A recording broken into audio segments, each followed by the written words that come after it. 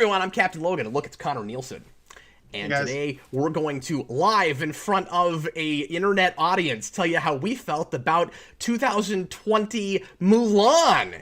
Yeah, the live-action remake of Mulan. Welcome, everybody watching live. Thanks for watching after the fact, if you're doing that as well. Guys, we're gonna give you our general thoughts of Mulan, and if there's enough interest, we'll do some spoilers, too. I'm gonna play that by ear. So, like we have been doing on the show, we're gonna start off just doing the sign flip, giving you our best thing, worst thing, and then if you guys in the comments, if some of you guys have actually seen the movie, we'll get into spoilers after that. Otherwise, we'll be really short and lickety-split for you.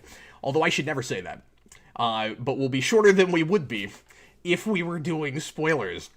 We did 45 minutes on Bloodshot. I don't know if Lickety Split's in our is in our wheelhouse. Maybe not. Did we really spend that? Wow. How embarrassing. Much embarrassment. So as always, guys watching live, if you guys have something you want to make sure that we cover with Mulan, feel free to leave a super chat. We'll try to look at the chat some, even if there's some regular comments that are left, but we don't have a moderator this evening. So if you want to make absolutely certain that something gets talked about, super chats are the way to do that. But we'll try to look at the chat every now and again. And welcome everybody for stopping by. So let's open by answering. Oh, I can hear myself. What was that? I'm sorry. I pulled up the stream on my phone. Oh man. Okay. My bad. God, rookie move. There, Connor. I can't believe I made that mistake. No, that's okay. I'm just messing with you. That's more embarrassing than spending 45 minutes on Bloodshot. No, it's not. Not by a long shot. So Cinematographic says, so Cap, how DOA is this remake? Why don't we just start in that place and talk a little bit about how weird the whole situation with this movie is before we even get into reviewing the film itself. So obviously, as everybody knows by now, Mulan was supposed to be released earlier in the year. And like everything else, it got pushed back because of the virus, and it got pushed back to the point where Disney decided, well, we have a crazy amount of money in this, and we don't want to wait on it, and they were, I guess, worried that if they waited until later, like way later in the year, December, January, whenever, that if they put it out, it wouldn't do well enough at the box office for them, and I think they were also worried about competing with themselves for other things. I think I'll have to see if Connor agrees with this and if he's got a theory about it, but I wonder if maybe there wasn't a coin flip, but I think there was probably some consideration, like, are we gonna, what thing are we gonna wait and put in theater, and what thing are we gonna put on VOD? Like, are we gonna hang on to this, or are we gonna hang on to Black Widow? Because this was a lot more expensive than Black Widow, but not by a lot. I mean, that's still, a big Marvel movie. What do you think happened there? Well, also, films are made on borrowed money, and so those, like, the cost is just going to compound every month that it stays on the shelf. Good point. And so I think that it probably ended up costing a little bit more whether the cost was similar to Black Widow, it's now started to get a lot more expensive. And they did have, a little bit more press going on for Mulan as well, because they actually had critic screenings and people had seen it like a few weeks before it was going to show and before they pulled it from the slate. And so, I don't know. I think that they wanted to release this in theaters in China because Chinese theaters are reopening a little bit, and they were banking on China for this, obviously, in the first place. Like, exactly. I don't think they sync to, like, because you say it was costing even more, and that's true, but like it had a $200 million price tag on it in the first place, and yes. I imagine they wouldn't have sunk that much money in it if it wasn't a movie that they thought that China would go see, because I mean, we've been hearing this story a lot over the last several years, like how important China is to Hollywood these days. Yeah, it's the second largest film market in the world, and I think they kind of were thinking releasing it in theaters in China, and then over here they didn't. I don't know. Like they said this was like a one-time event. I'm sure they're just testing the waters to see if they can do more releases this way through a premium access on Disney Plus.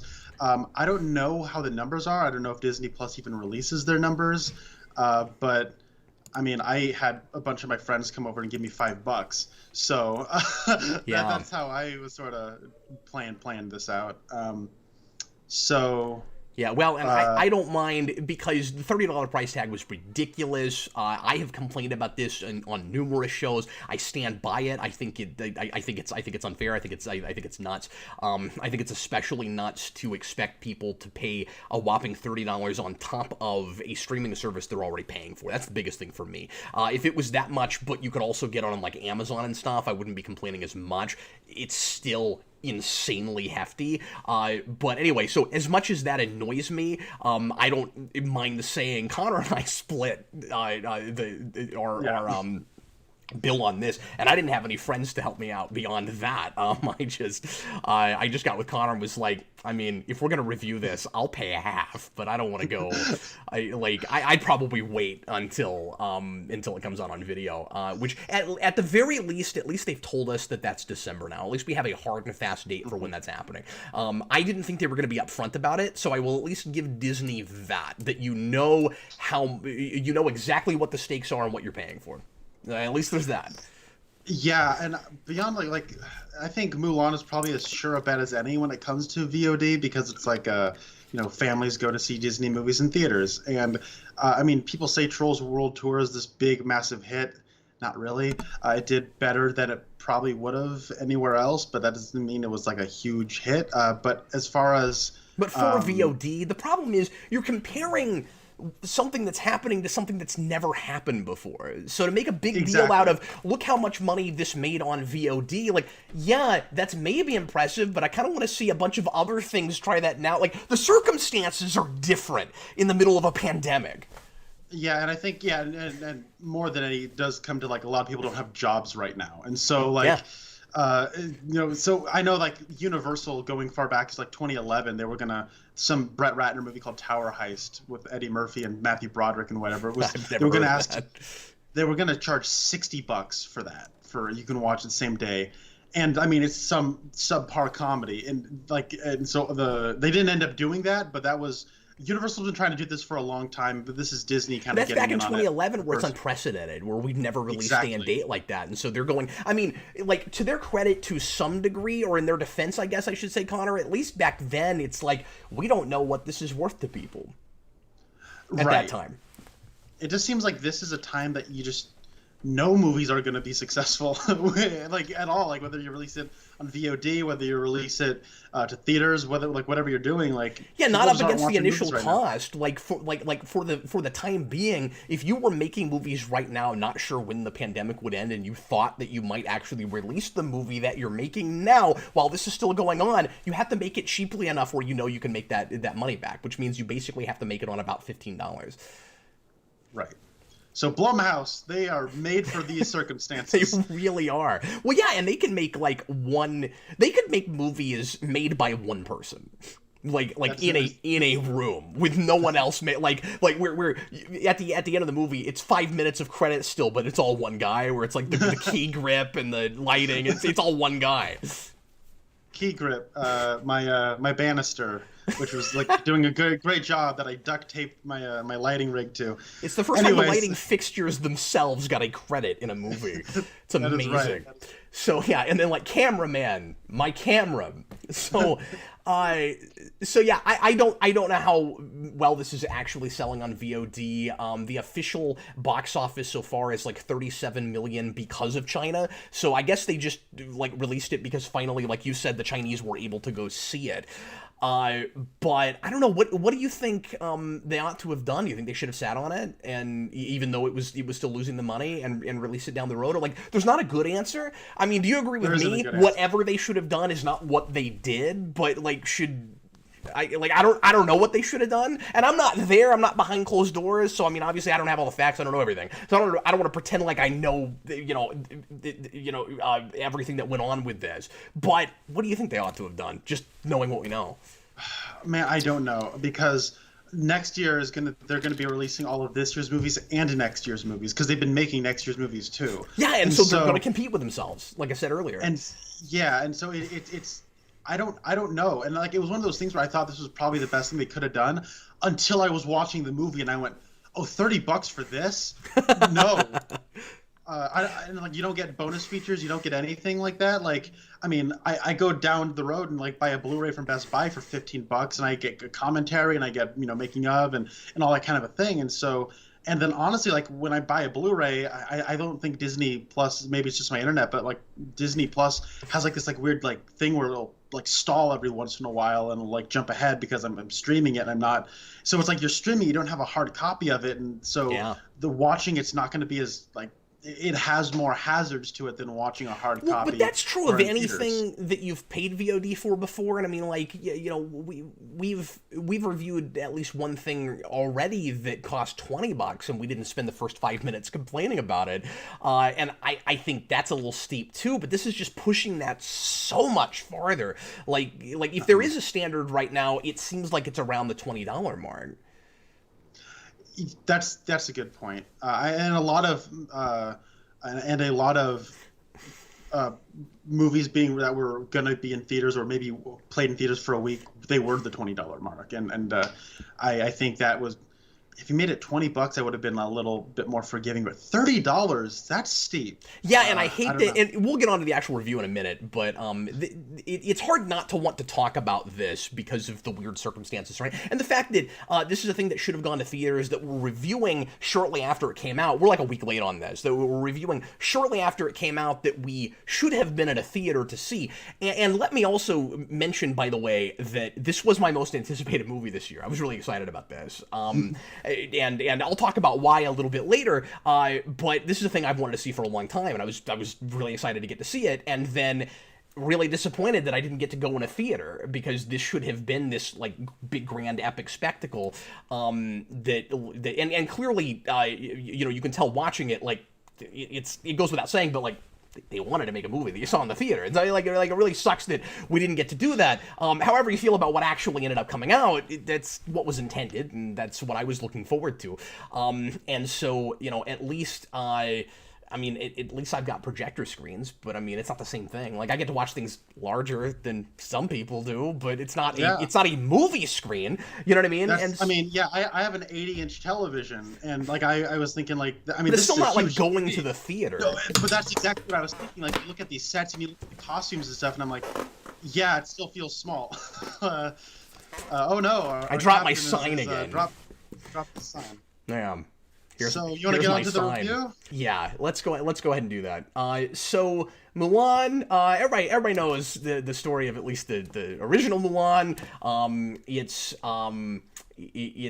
about I always want to say feudal China, but it's not feudal China. It's imperial China, and you have a girl who is kind of moving to the beat of her own drum, and gets and decides to pretend to be a man to go into the army so that her father doesn't have to get conscripted, because there's this invasion that's about to happen, and he's going to have to go if she doesn't do something.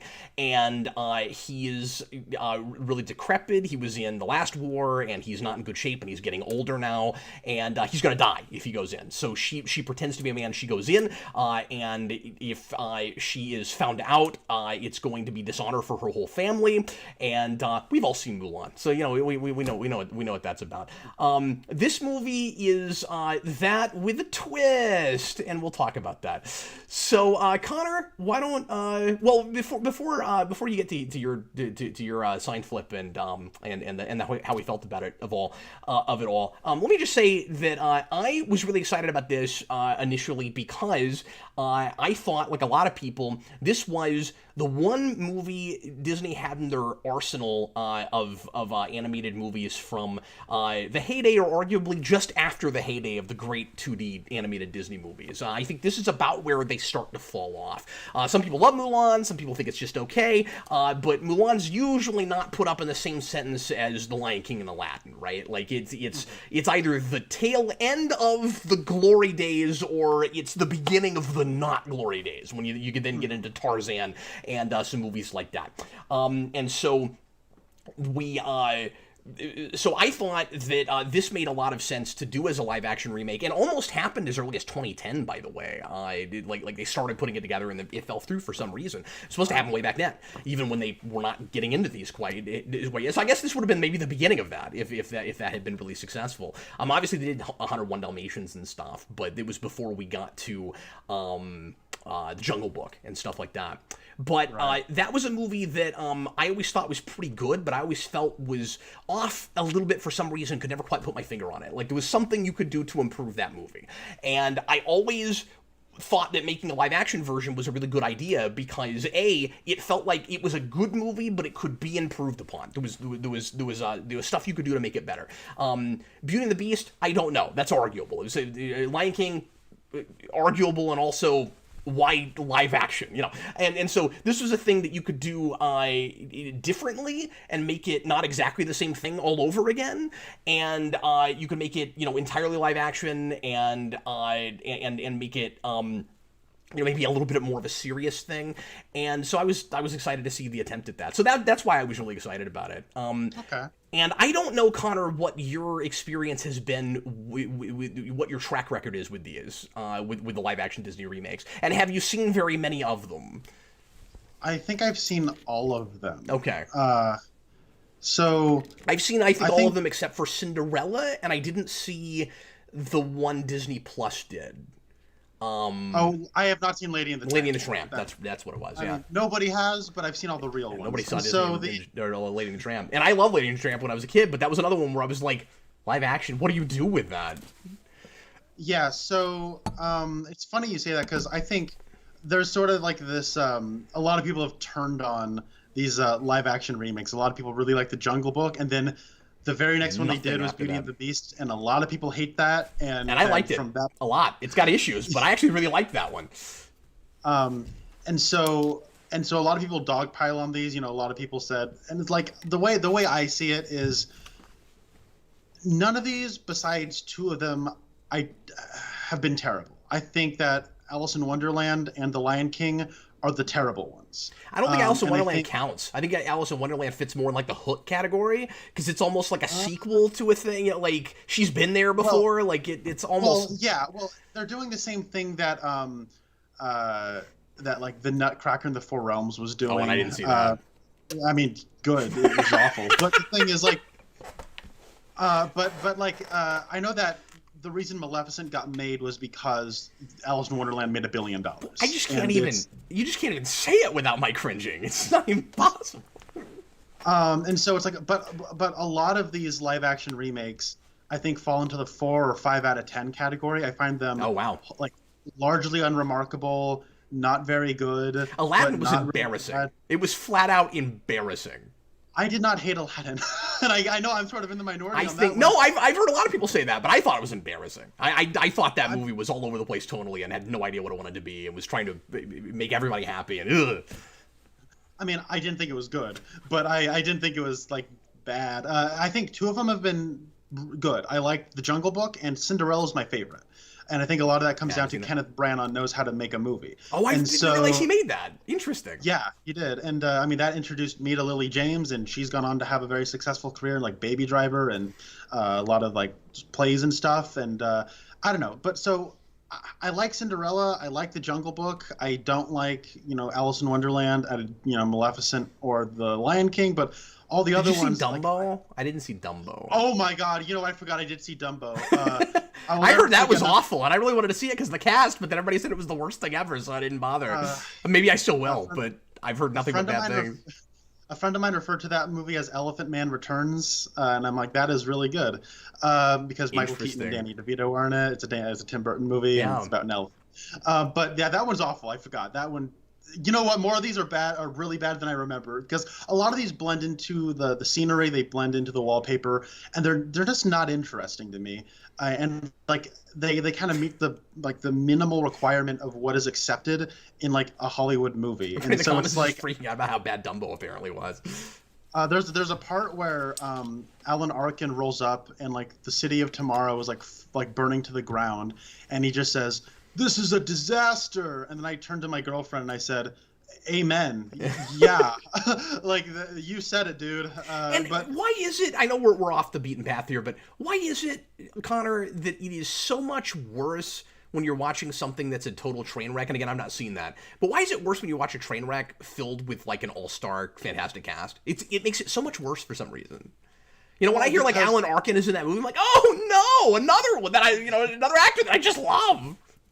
Stop it. I think it has to do with like like this is a bad movie and it's like gonna stain like reputations, and it's like your investment in Alan Arkin might be risked by him appearing in this movie, and I think that might be what it is, but obviously not, because he's Alan Arkin and he can do whatever for as long as he lives, and he's already put the time in. But anyways, Mulan. And he had to be like 70 before he got an Oscar. What the heck is that about? That's true.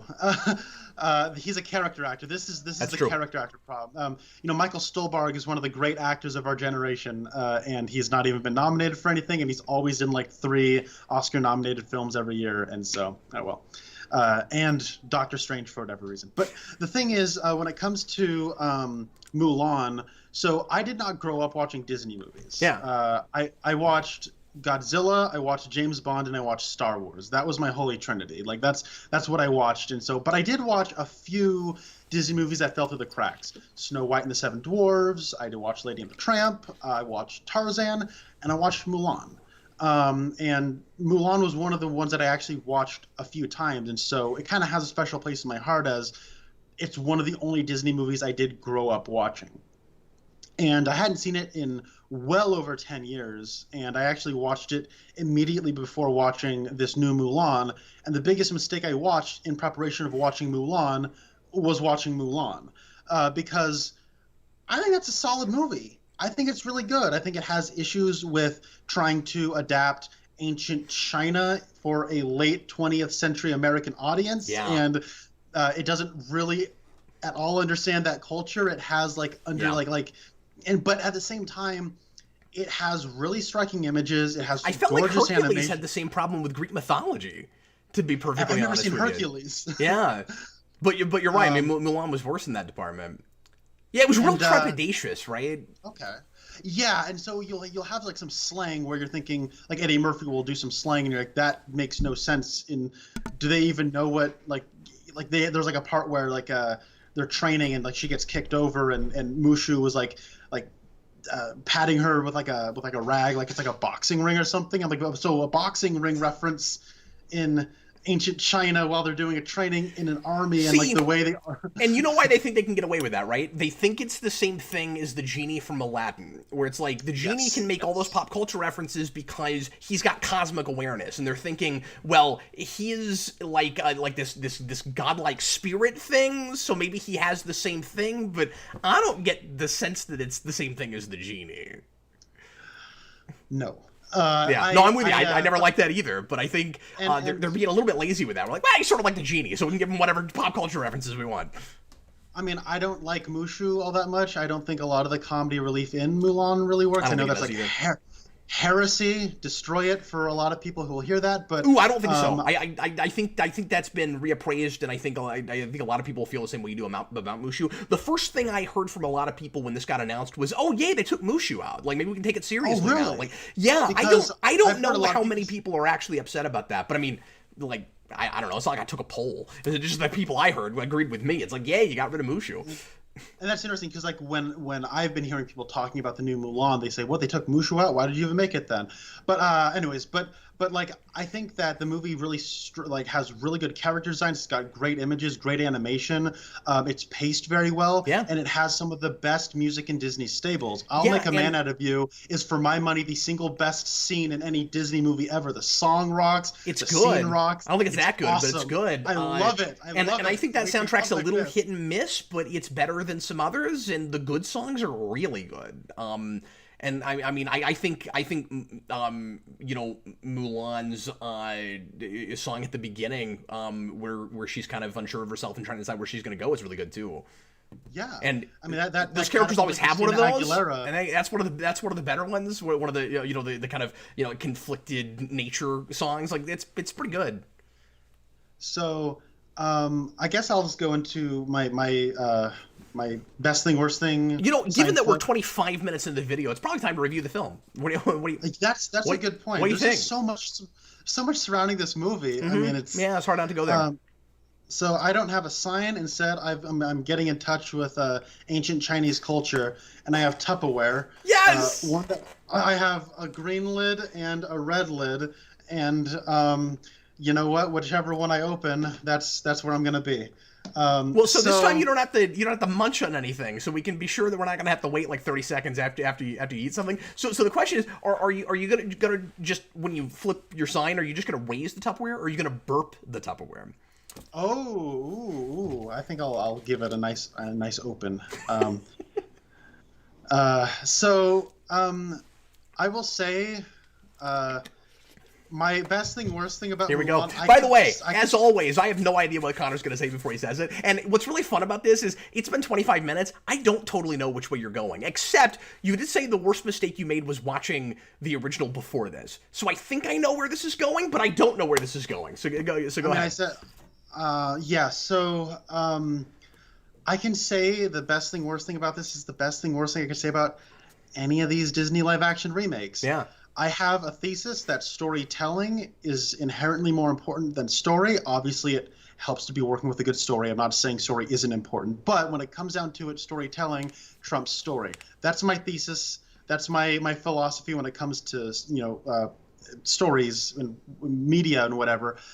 And so it's really nice to have a semi-regular validation of that thesis every so often, a couple times a year. And the worst thing about it is actually watching it, because I'm right. Because watching these movies, we've seen this story before, and making it into live action and changing up the plot and plot mechanics and how they adapt it is all tools of storytelling, and they're not as good. And so you're watching it thinking, yeah, I guess you can say the bare scaffolding and foundation of what's happening is it's all there from the other film, but it's all been rearranged and changed, and like something's gone and missing here. I guess if I'm gonna be more attuned to this specific film, I'd say the best thing about this movie is the production. It's very beautiful. I like the costumes a lot. The sets are gorgeous. Really good special effects most of the time. It's a very well put together film, and I think that it should have been seen on the big screen. I'd prefer to see it that way. It would have been cheaper. It would have been a better experience all around. It would have I think that it would have been cheaper. That's the best. Better value, better experience. It would have been great. I mean, not the movie, because if you're gonna pay, and I realize that we split the bill here, but if you're gonna pay $30 to see a movie, somebody earlier in the comments said for $30 Mulan better give me a hug, and that's exactly right. I mean, I going to see Tenet in IMAX. I paid for a couple of other people, so it was me and another guy, and twice, both times we went to go see Tenet. It cost about $30, and I was seeing it in IMAX. That's, you know what I mean? That's how much money we're talking. Well, and I hate that argument that I can't remember who it was, but I don't know if it was the head of Disney or if it was somebody involved in this movie, but that argument that they threw out that was imagine taking your whole family to the theater and what that costs. I'm like, yeah, but this is not the same experience. You're not paying for what you pay for when you go to the theater. That's ludicrous. Don't throw that at me. That's ridiculous. Yeah, and I think that sort of dumbs down kids a little bit, because kids know the difference between going to a movie and watching a movie at home. Sure. I remember going to the theater. It's the air is different. You go into this dark room. It's cool, and when you're watching a movie, you're more likely to focus on a giant screen while all the lights are off than when you're at home and you can just run around an animal or something. And besides going grocery shopping, what excuses do you even have to go out of the house anymore? I don't know. Yeah, exactly. Restaurants, No, I'm not advocating that theaters should necessarily be open right now. I mean, some areas are better than others. I mean, right now the entire West Coast is on fire, so everybody should just be staying indoors over here. Yeah, I'm not suggesting that either necessarily. I'm just saying that they either should have made it cheaper or they should have hung on to it. Yeah, no, I hear you. But I'll say the worst thing about this movie was I did not enjoy the feeling of watching it because the watching it was boring, and I can understand what's happening in this plot. I can understand what they're doing with characters. Okay, maybe I should rearrange this. The worst thing about Mulan is Mulan. This is a character who is not drawn like at all. She has things about her. She has obstacles she needs to overcome, but none of that tells me anything about her necessarily. And I feel like I don't want to be that guy. I never want to be that guy, but with this movie, you can just draw a direct parallel to what they did in the original movie and say that's effective character establishment. That's effective character development. That like it's not like amazing, mind blowing. It's effective though. You can like chart a course A, B, C. This is how these people get here. And it seems like with all of these characters, they've taken the character part out of the characters. Yeah. They've like combined characters.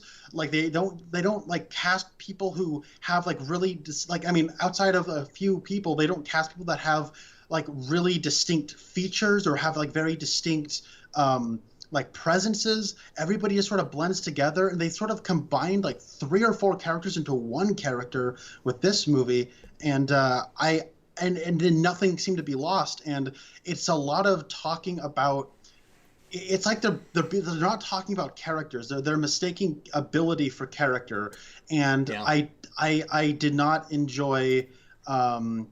I did not enjoy this film, and so I am going to stick in the tradition of Mulan. I'm wearing a red shirt. She wears a red robe. Red is all over this movie, and I am going to open the red Tupperware because I was not feeling it. So that is my summation of Mulan. Cap, how about you? So, weirdly, this is, because there is no competition whatsoever, actually the best superhero movie we've talked about this year. And it's not even a good superhero movie, but it is the best superhero movie we've talked about this year. That's what we've done to Mulan in this. We gave her superpowers. We gave her an arch nemesis. We had the arch nemesis try to get her to join her.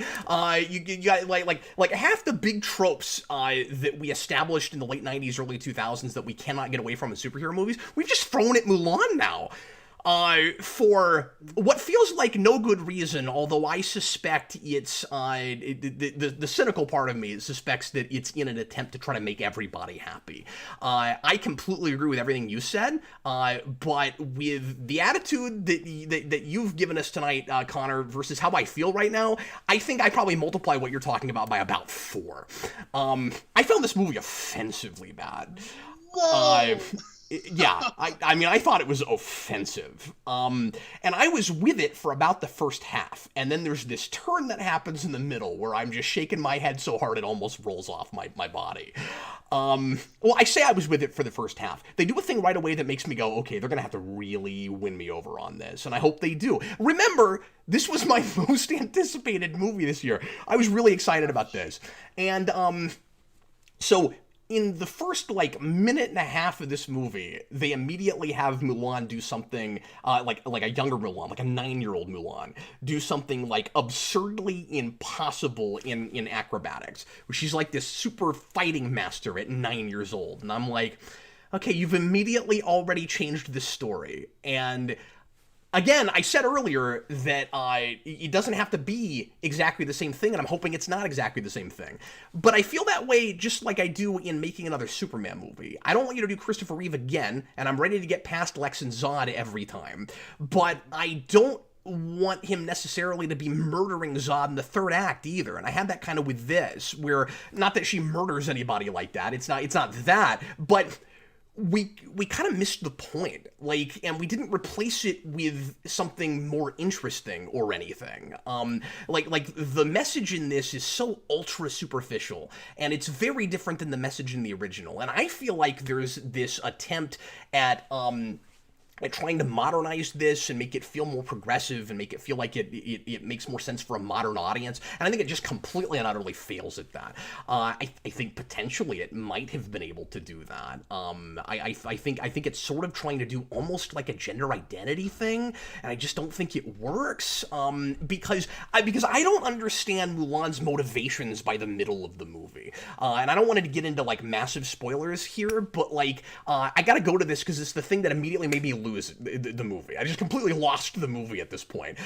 There's a place in the middle where Mulan decides, I can't keep telling a lie. One of the tenets of honor is supposed to be truth-telling, and suddenly, arbitrarily, she decides, I'm not going to tell this lie anymore. There's no opportunity for change. It doesn't come from any place at all. She just suddenly decides that. There's this really weird, like, rebirth moment where we have a narrator that we've had from the beginning that is completely unnecessary and pointless and just keeps coming up and telling us obviously what's happening on the screen right now, which was a lot like Maleficent, but almost worse because it keeps coming back and doing it throughout the movie. I was reciting the final like narration with it because it was so generic. Like, this is how we do a narration, and this is how the hero became a leader, and how the leader became a legend. Okay, cool. Credits. Like, I know exactly where we're going with it. Yeah, exactly. Yeah. So this is amazing. You get to the middle of the movie, and you have this rebirth moment where Mulan decides that it's time for the boy she's pretending to be to die, almost in like a literal kind of way. Like, she's gonna take off that skin, and she's gonna be the woman she really is, and she's not hiding anymore. Why? Your guess is as good as mine. Why that happens in that moment? Phoenix, the phoenix. It's a phoenix metaphor. Yeah, because her house is a phoenix. Okay, so I'm gonna have to sort of spoil this. I don't know if anybody's gonna care. So if you like probably not full blown spoilers until anybody in the comments wants us to. But like, if you don't want to hear this, turn off the video. And come back later. But what happens there is she gets attacked by her female doppelganger. There's a witch that's supposed to be like the foil for Mulan in this, which they just like shoehorn in and tack on because they decide she needs this villain who is her but a witch. Okay, and it's one of the big things that makes it a mid-2000s superhero movie. And I'm like, it's Elektra all over again. It's Catwoman all over again. It's like, especially Catwoman. It's like, oh, all right, I don't know why you did that. And then. She gets attacked by her, and there's some shuriken or something, or a knife or something, I forget, that goes in her midsection, and she is saved by the fact that she was being a boy because she's padded, so it stops she's got this extra padding, and that stops it, and so she decides to take that moment to take that off, and now she's going to be herself the rest of the time. And we're told by the narrator what is thematically going on right now. And we're supposed to not be thinking about it, to Connor's earlier point, like, it's not characters making decisions that progress the narrative. It's ideas they want to throw at us in really obvious, heavy-handed, and kind of pretentious ways, I think, that have characters just arbitrarily do stuff to get us to those things. And this is the most egregious. And there's even almost as awful stuff later, but this is where it really lost me, where I was like, okay, so she's decided that, and it's supposed to also somewhat come from that place, I guess, of I don't want to tell lies anymore. But there's some things we got to remember. So she is telling that lie for the same reason Superman tells his lie of being Clark Kent. She's not unaltruistic in doing that. It's to protect her father. And so remember that as soon as she decides, I'm no longer telling this lie because it makes me a better person. I'm doing the right thing now by not telling this lie. She's putting her family in danger for no reason. Like, that doesn't need to happen now. She doesn't get outed. Nobody finds out that she is that. She doesn't have any good reason in the moment to take it off. And then the other thing you got to remember is that it was the fact that she was pretending to be a guy that saved her in that moment. Why would you get rid of that then? Like, it's ridiculous. Yeah, I was talking. So my brother made an observation while we were watching this, where like if one of the tenets of being in the Chinese army is one of them is to be true, and she's not being true, and her big like coming out thing is during a victory. Wait, what? How come? How about if you're trying to do more of like a mystical kind of like metaphysical thing where if you're not being true, you're going to fail? Yeah. How about they lose and then she has to like, play it as an actual mistake, but we're afraid to let this character have problems.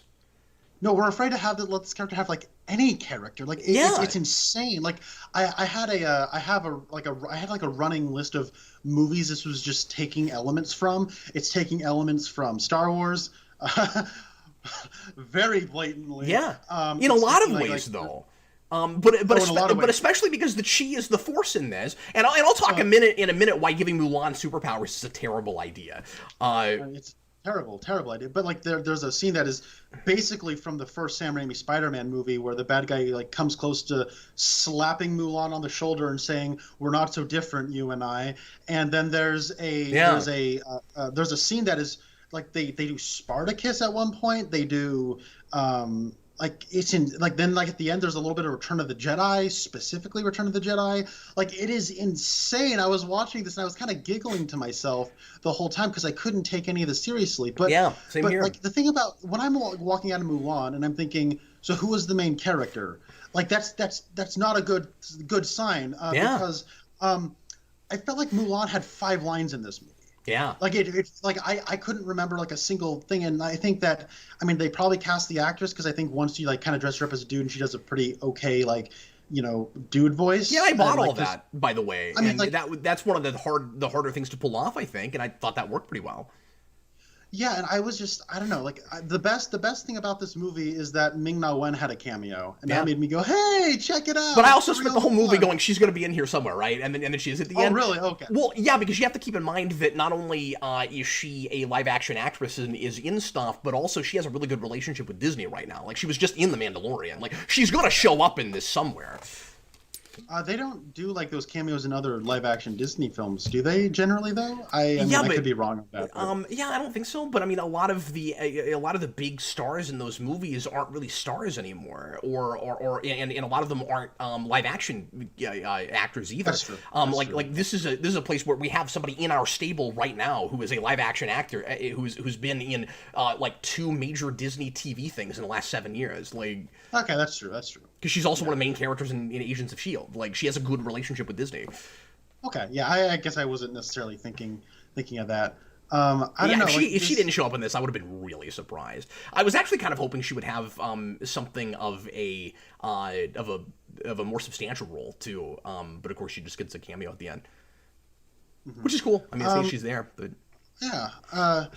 I almost don't even like thinking about this movie. It's like it evaporates from my memory, and I remember moments. And it's like I get what they're kind of trying to do, just on like if we're taking a step out of the story element, and just like looking at how they made it. Like I get what they're trying to do in terms of like production. They're trying to sort of have like trying to make this more in line with a traditional historical epic from like Hong Kong cinema, like a Zhang Yimou film. Like he did the Great Wall, but he also did like House of Flying Daggers, and he did a recent film called Shadow. And then you have like Ang Lee with Crouching Tiger, Hidden Dragon. They're trying to do that hyper stylized thing, but only in parts. And then it's really inconsistent because when they do try to go big, wacky Hong Kong stuff, it's not over the top enough. But then if it did go even more, like it wasn't over the top enough for me to enjoy it. But if they did go that over the top, then it wouldn't have really fit with the rest of the movie. But what they do also doesn't fit with the rest of the movie either, because a lot of it is so earnest and straight-faced and like devoid of any style or personality. And it's taking itself way too seriously for that stuff, and it feels like I don't know why they're trying to do that except to try to appeal to Chinese audiences.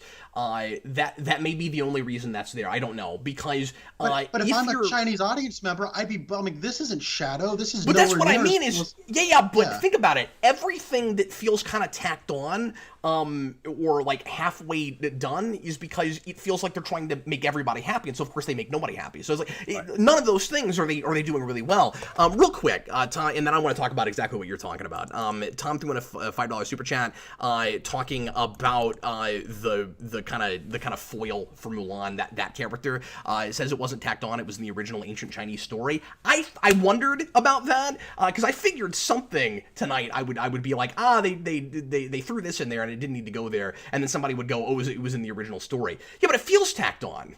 So, like, it doesn't matter if it was originally there. Like, I shouldn't have to come to this knowing that. It didn't feel necessary. It didn't feel earned, and it was one of the big things that felt like they were really preaching something at me and not telling a story through characters. I don't know. That drove me crazy. Go ahead. What's the lesson though? Is it like with her? It's just, well, you know what? Sometimes you just gotta be born lucky. Yeah. No, exactly. But I don't think they realize that that's how it comes off at the end. Because like they have this. It's so ridiculous. They have to give her superpowers in order to, I guess, like try to artificially make us believe in like a female action hero when all you have to do is make her a female action hero. I don't understand that. I don't know what the point of doing that is.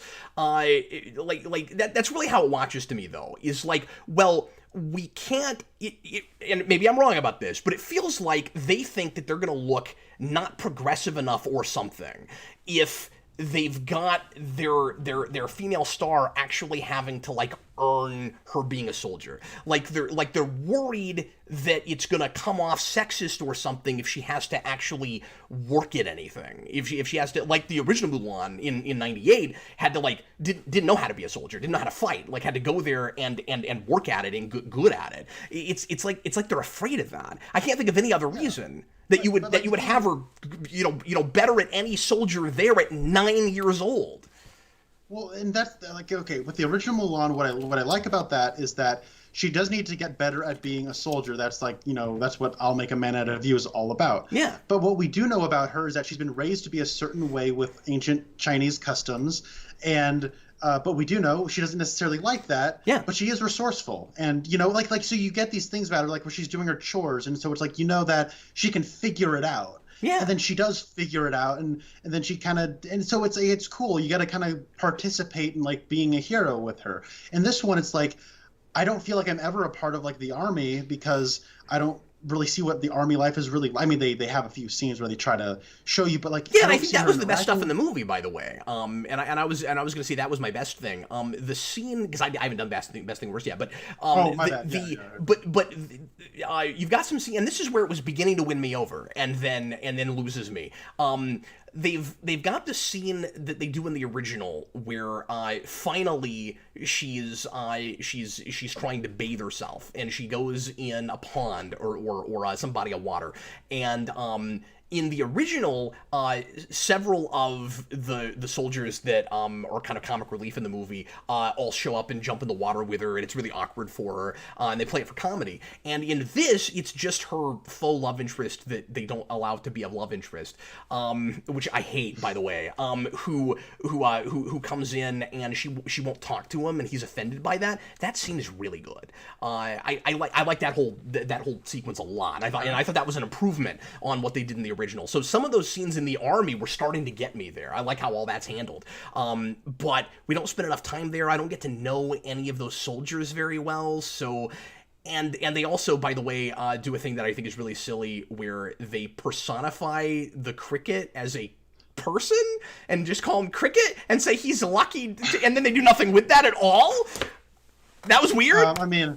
That was a strange choice. It's Always Sunny in Philadelphia named Cricket, who's like has the worst luck of any person on planet Earth. So I thought it was just kind of funny that I've been watching It's Always Sunny, and there's a guy named Cricket in that and this. It's just kind of funny. Yeah, but that's really I don't strange. know. I thought my ears were deceiving me or something. I'm like, did they just call him Cricket or something? Like, yeah, and then they said he's the luck charm. Oh my god. Okay. Okay, so which is why they didn't make it a cricket at the beginning when she does the whole makeup cup thing or the tea ceremony. They make it a spider there, and then later Cricket is a person. So okay, that's the thing I want to like. I feel like words are failing me when I'm trying to describe characters in this because there's only so many ways you can say they didn't give the characters the character. But it's like, here's an example. I know more about Mulan's sister than I know about Mulan. I know Mulan's sister, she's scared of spiders. That's the most characterization anybody gets in this movie. And so it's like like when it comes to like her faux love interest, I don't know why this person is here except to like combine like 3 or 4 characters from the original animated film into Which one is weird character. because those other characters are there, kind of. They just don't get anything to do, so you don't notice that they're there. Well, yeah, like one of them kind of has like a bit of a tough guy element to him, but like they don't do anything. Like when it comes to like them, like in the they participate in the action of the first film, and with this movie, it's like the faux love interest doesn't do anything except fight in the army like everybody else. He doesn't become a love interest. He doesn't. By the way, if you want to like actually be like progressive, maybe he has a crush on Mulan when he thinks that she's a dude, and then when it turns out actually I'm a lady, he doesn't care. Like there you go. There's like that's kind of progressive. But like when it comes to this though, it's like I don't like he doesn't do anything in this besides just like occupy scenes and talk to Mulan so that we can like signify that we're being a normal movie. Like in movies like this, you know what might have been interesting?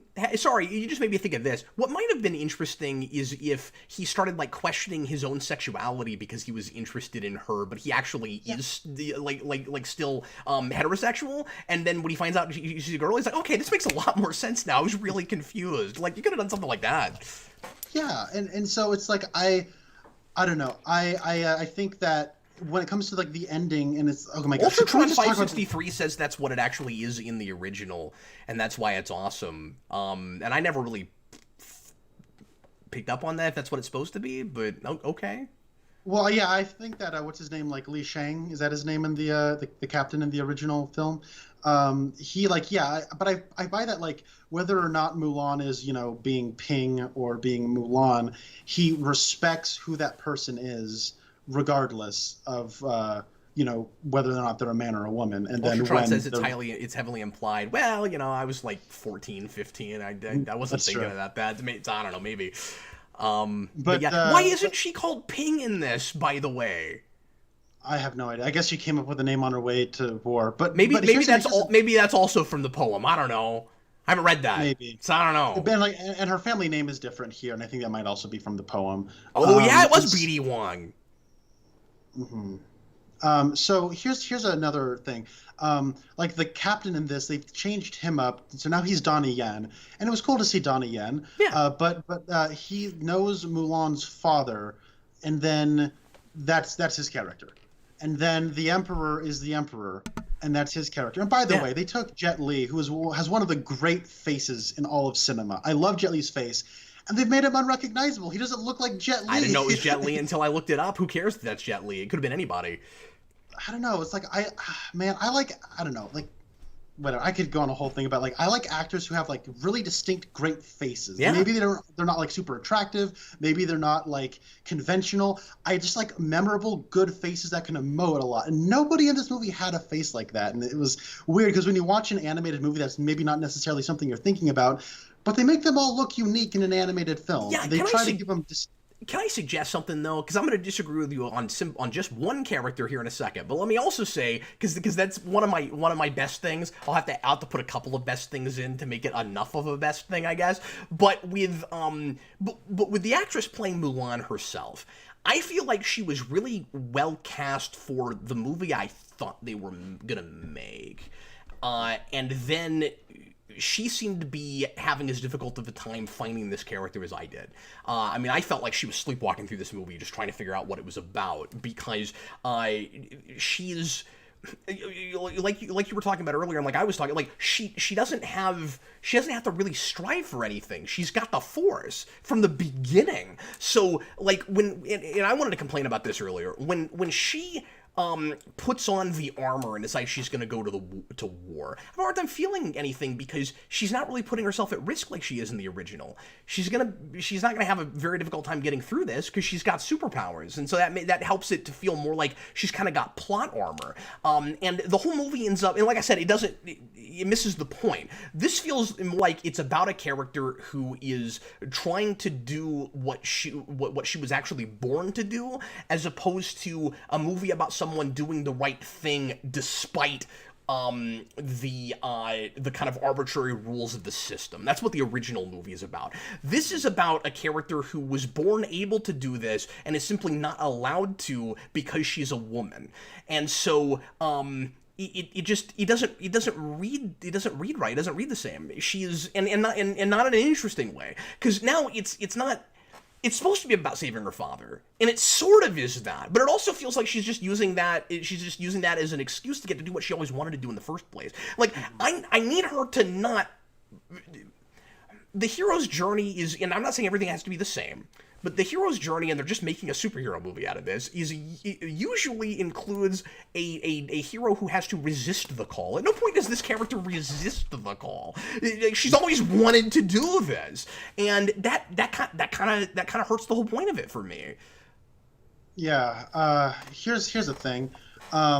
Again, to be that guy who's going to compare this to the original, because I'm not saying the original's great. I think the first half is the weaker half of that film, but like early on, but I liked it a lot more after seeing this. Exactly. And my wife said the same thing to me. She looked at me after we watched this, and she went, "Yeah, I thought that was mediocre till I saw the remake."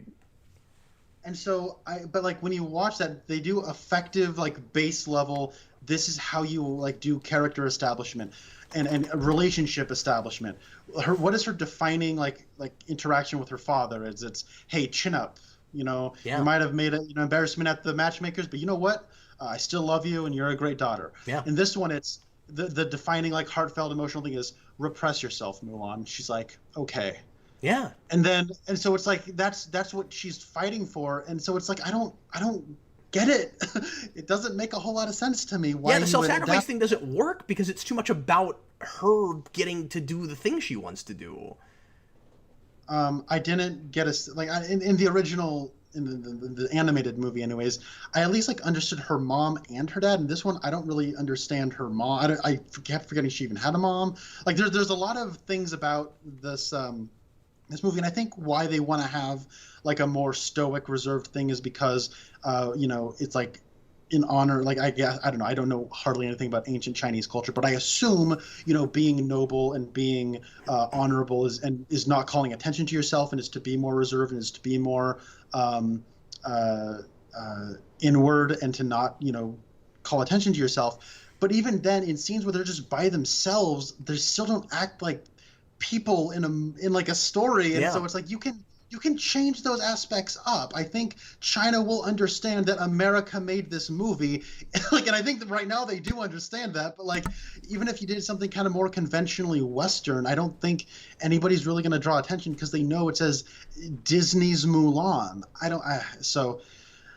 Thanos Survivor number 21 just put in, and I haven't seen you in a while. Welcome. I love that handle, by the way.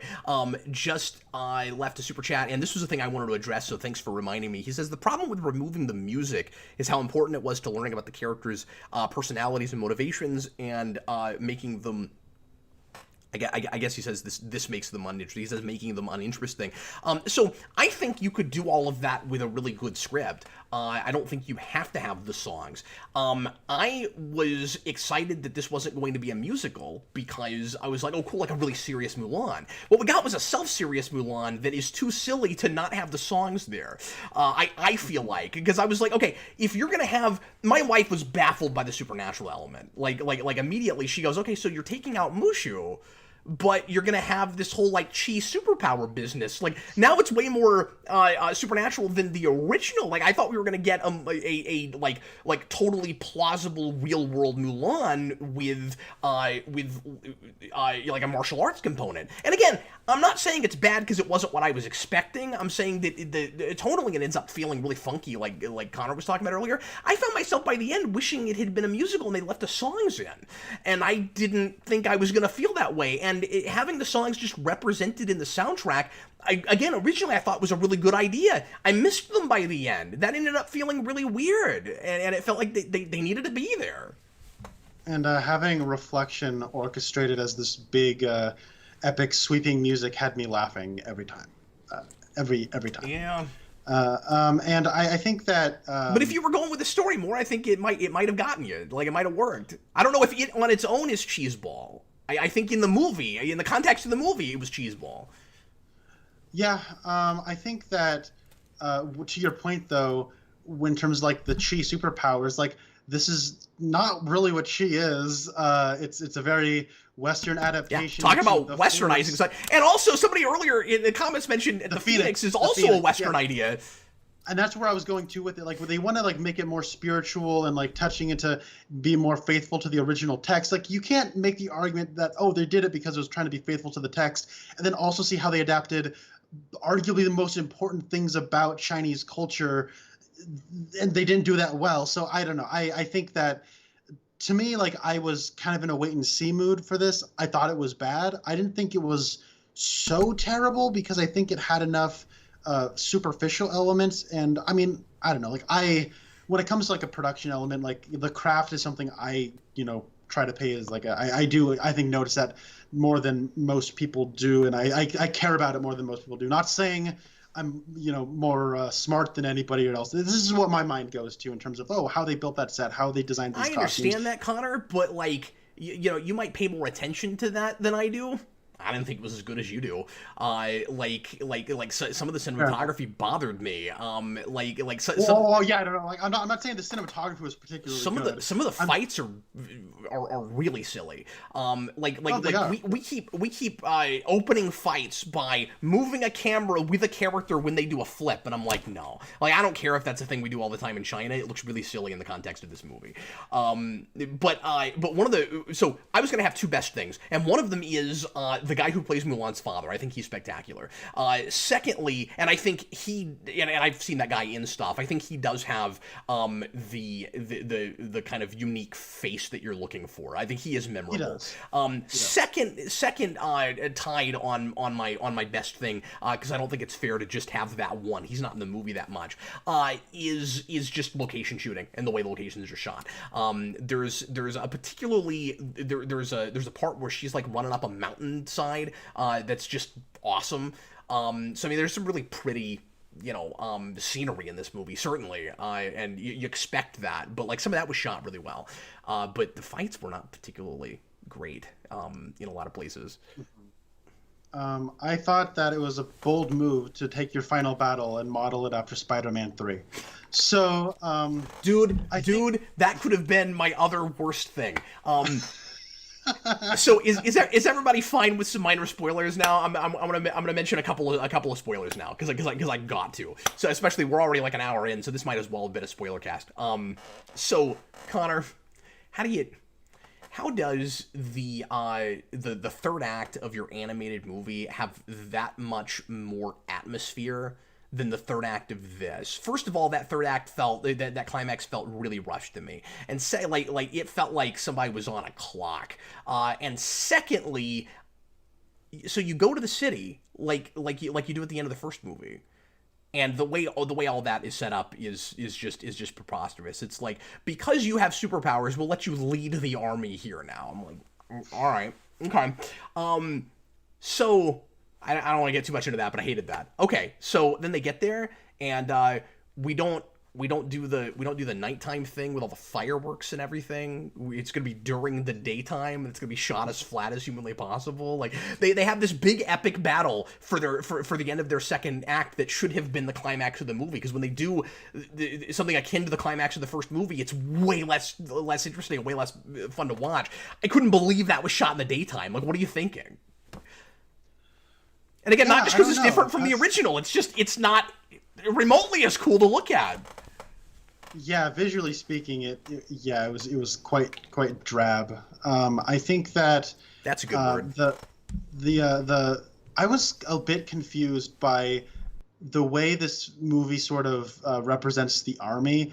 I think in other versions of this movie that may or may not be animated, they did a pretty good job of telling you that what you're watching is just one battalion of the army and they got to go do this thing. Yeah. I don't know if you got this impression, but I kind of like the way they were talking about it and the way they were showing it. You felt like it was the entire army? Oh, this is the army, everybody. And I was like, I didn't think of that. And so when it was like, we gotta go defend and then like nobody died and they were able to take on the entire army, and it was just sort of, spoilers, nobody died in it.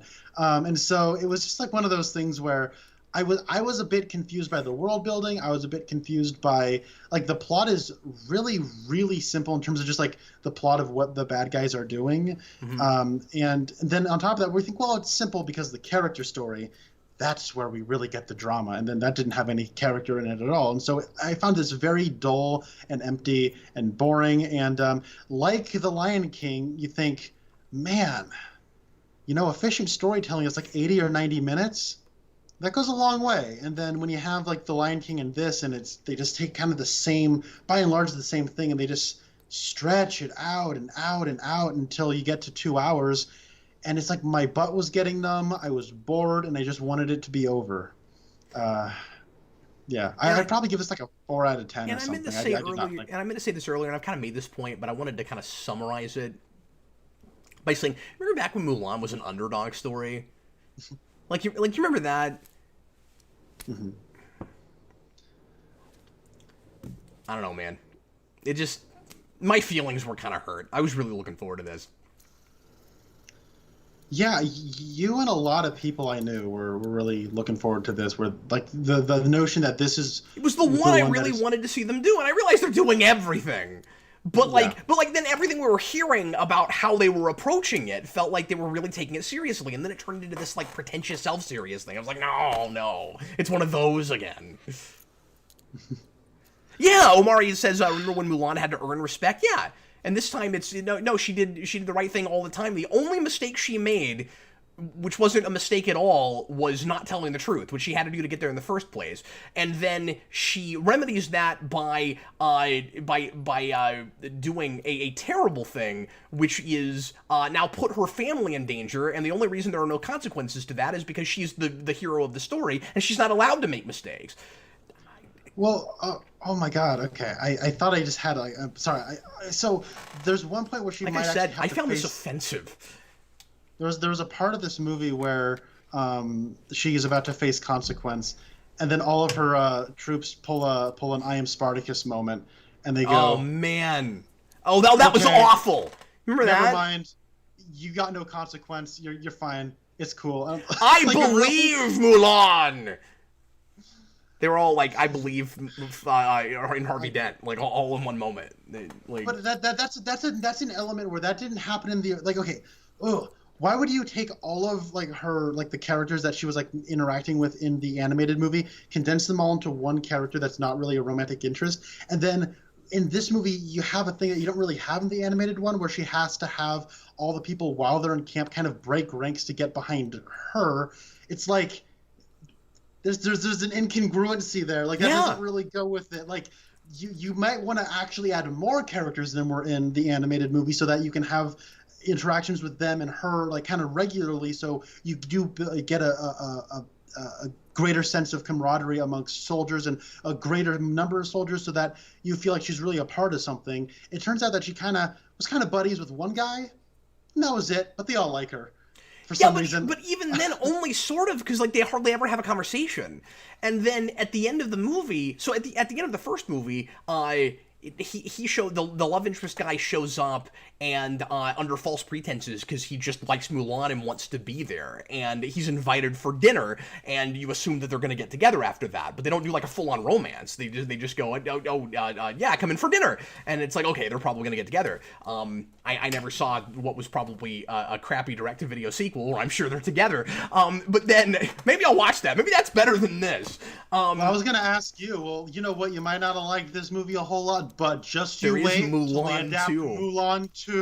No, I'm going to watch it. It'll really raise the stakes from this one. It'll turn you around. Trust me. I think they should call Mulan 2 Mulan Rouge. I think is what they should call it.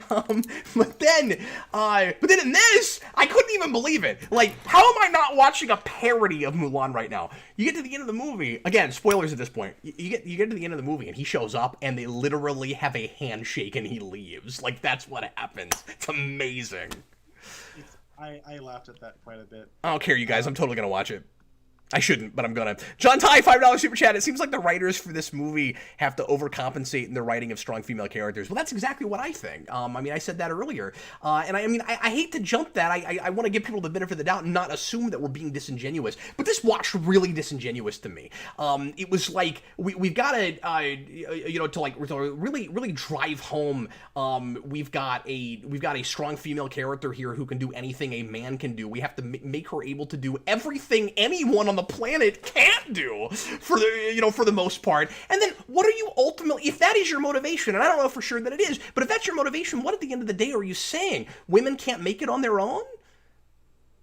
Like, how's that better? Like, that's way worse, right? Like, I see that as almost sexist. You're like, oh, we gotta give her superpowers because, we can't let her get into the army and not be as strong as these guys and, like, build up the ability to do some of the things she does. Like, or they do. She doesn't struggle with anything like she does in the original. It's like they're afraid to show a woman having a hard time, like, lifting heavy things and stuff because somehow that'll look sexist. Oh my god, no, don't do that. And did you notice when they do the montage, the training montage, they leave her out of it as much as humanly possible. She's hardly in that training montage. And when she finally is, she's just better at everything than anybody else is. She doesn't have to train, really.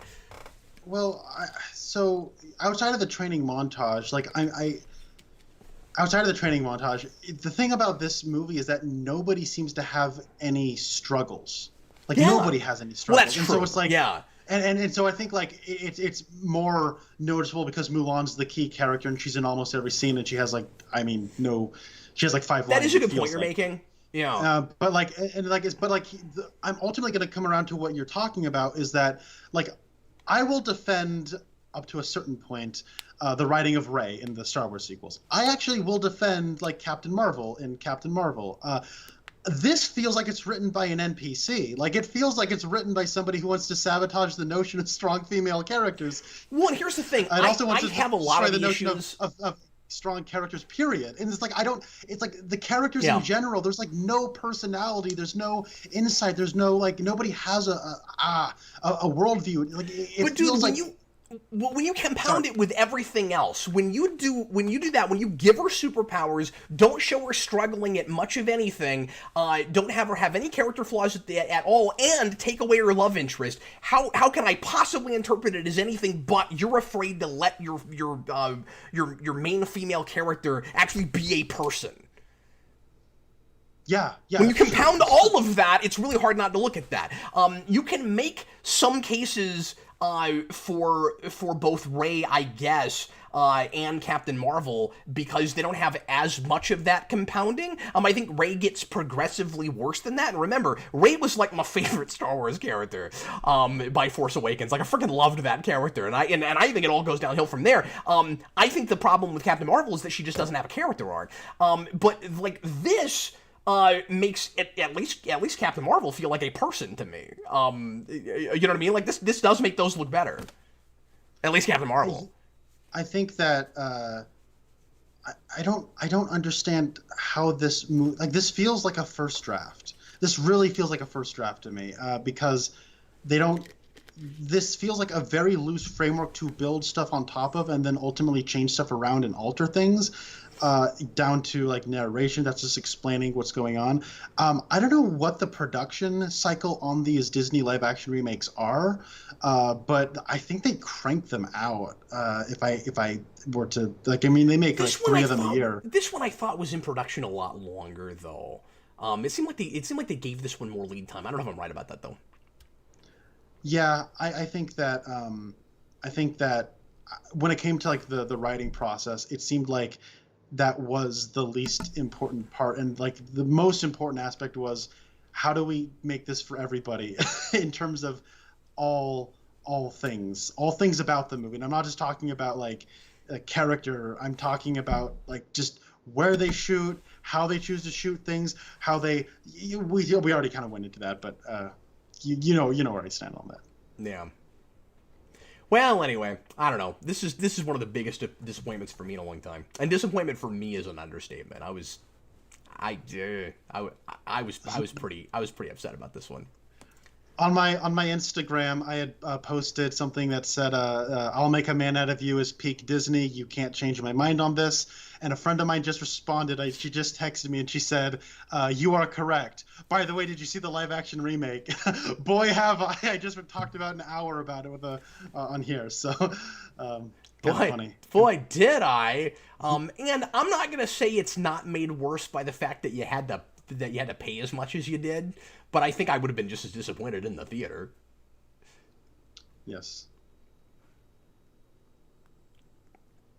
Sorry, I was. No, John, that's a really good point you're making. John Tai says, and I'm glad you mentioned that. You can make overpowered female characters work like Wonder Woman, in my opinion. She's overpowered, but she's still awesome. Well, yeah, I agree. I mean, I have sympathized with Superman in numerous things. Now, I will say that at the moment that you do that to Mulan, you're making it a different story. So you're already making life a lot more difficult for yourself. Am I going to say it would be impossible to make that work? I never want to say that, Connor, but I'm going to, even if this was brilliant, I'm going to question why you felt the need to make the core of it completely different. I don't really get the point of doing that. But I could have respected it for telling a great story that just wasn't the same story, I guess. I don't know why you do that with this, but I would say that as soon as you make her Wonder Woman or Superman, it ain't the same story. How it's not the same spirit. Here's an adversity thing, right? You know how I was talking about, like, maybe there's a whole element of you need to be reserved and sort of, know your place and be quiet and all that, because that's just the way things are in this culture. Apparently, I don't know. I don't really know a whole lot about ancient Chinese culture, but let's say, for hypothetically speaking, that's what we're going with, right? What if she's a bit of an outcast because she's very spunky and's got a lot of spark to her, and that makes her kind of an outcast, even though she is overpowered? You give her like a little bit kind of an overdosage of personality compared to the people around her. Well, that's what she was in the original, and I mean, she and Belle from Aladdin have that in common. Yep. Wait, sorry, did you say Belle from Aladdin? Did I say Aladdin? I meant Beauty and the Beast, yeah. Okay. Okay. Jasmine from Beauty and the Beast, right? Yeah. Jasmine is my favorite character from Beauty and the Beast. Yeah, I think mine too. I feel like I'm talking in circles, but it's it's weird though, because you're right. It's so baffling that this is the premise that they chose to operate out of, and I don't get it. This movie is. I mean, think about the story we're actually telling here, and it immediately starts breaking down because, again, it's about the big point they want to make at the end. Even though I think that's like a little bit really flawed, and they don't know what they're saying. It's like. It's feeling a little bit the more we're talking about it like new Star Trek to me, where it's just like, you guys don't even know what you're saying. It's like really politically charged, but you don't even know what you're saying. So at the end of the day, the story you've really told here is if Superman woke up one day and said, even if it means that Lois Lane is going to get attacked and probably killed, I'm not telling the truth, and I'm about truth, justice, in the American way, so I have to tell everyone right now for no reason that I'm Clark Kent. That's the story we told here. That's what it is. You're not wrong. It's preposterous. Man, between Iron Fist and Mulan, I'm not liking this whole Chi thing. I think, not saying I don't want to do it, but let's revise what we want Chi to be in our Eastern-influenced Western entertainment. So, at the very least, I wasn't making performance jokes for Mulan compared to like Iron Fist. So if we'd done the traditional sign thing, mine would have said this made me feel like going back and watching The Great Wall, because Eric and I were two of the only people that liked that movie, and I feel like that is a better version of this movie. It's not exactly the same thing, but like, I don't know, if you wanted to like this and you didn't and you haven't seen Great Wall, there's a chance you might, especially compared to this. Well, it's funny you say The Great Wall. There's a historical epic made by an actual Hong Kong filmmaker who specializes in historical epics. So Have you seen that? Because it seemed like everybody hated that, but I thought it was really fun. I really enjoyed that movie. I know I saw it. I don't think it made a big impression on me. I just thought I was like, oh. Yeah. The lead actress in that I wanted to see in a lot more stuff. I thought she was spectacular. I was like, I wish she would show up in every movie now. Like, she was awesome. I love her. Isn't she in Kong Skull Island? Oh, cool. Yeah, she's in that, but I didn't love her in that. She had, like most people, she had 2 lines in that movie. Yeah. Professor Zoom says he also liked Great Wall. I'm just gonna turn around and watch Great Wall. I keep meaning to show that to my wife. I never have, and I think she might enjoy that too. But I don't know. Mm-hmm. Well, I'm all out of things to say about Mulan. Thanks for watching, everybody. I'm sad and depressed. Hopefully the next thing we watch is finally actually decent. We haven't reviewed a thing that we loved in a good long time. I mean, we enjoyed Tenet for certain things, but I mean, I wasn't in love with that movie. There hasn't been anything yet. And I know this year we haven't had a lot of movies, but there hasn't been anything that I was just over the moon about. I mean, I liked Onward. Onward is still. Oh, probably that's my true. favorite. No, I did love Onward. Okay, that's the one. Yeah. Yeah, we both gushed about that. Yeah, I liked Onward a lot. That's probably my favorite movie of the year. I've seen 8 movies this year. That's probably about how many I've seen too, this, or maybe 5 or 6. I don't know. Since you and I have been doing this, I've doubled my my movie count this year. Yeah, you've probably seen like a couple more than I have. Musala says we've still got Soul coming. That looks promising. That's true. I mean, we've got that other Pixar movie, so hopefully that works out okay. Pete Docter. David, what about Bloodshot, Cap? Didn't you like that? No, I think we both flipped red on Bloodshot. Yeah.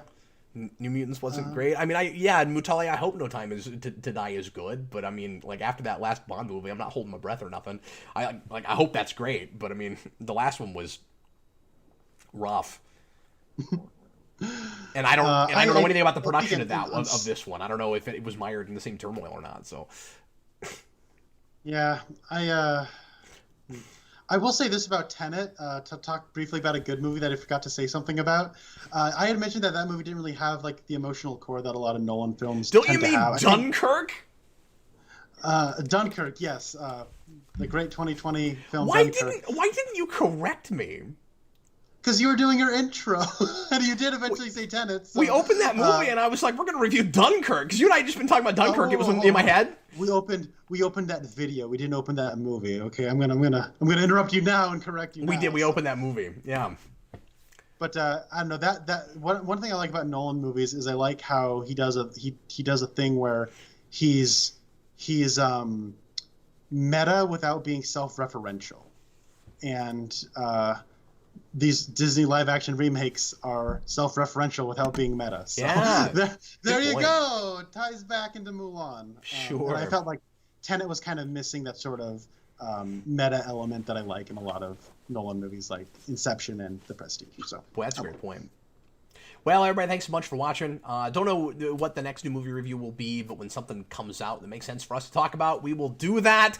And anyway, you guys are great. Thanks so much for watching, and we will see you again shortly. All this week, we're going to be doing Ultimate Spider-Man videos, so I'm shutting down the normal catalog, so we're not going to have any other live shows this week. This was supposed to happen yesterday, but I was under the weather, so I wasn't able to shoot it, so that's why this is happening after that first Ultimate Spider-Man video. Rest of the week, Ultimate Spider-Man, and then starting next week, we'll be back to our normal live programming, back to requests and such. So anyway, thanks for watching. I hope you enjoyed it, and we'll see you again next time. I was Captain Logan, and that was Connor Nielsen. Later, folks.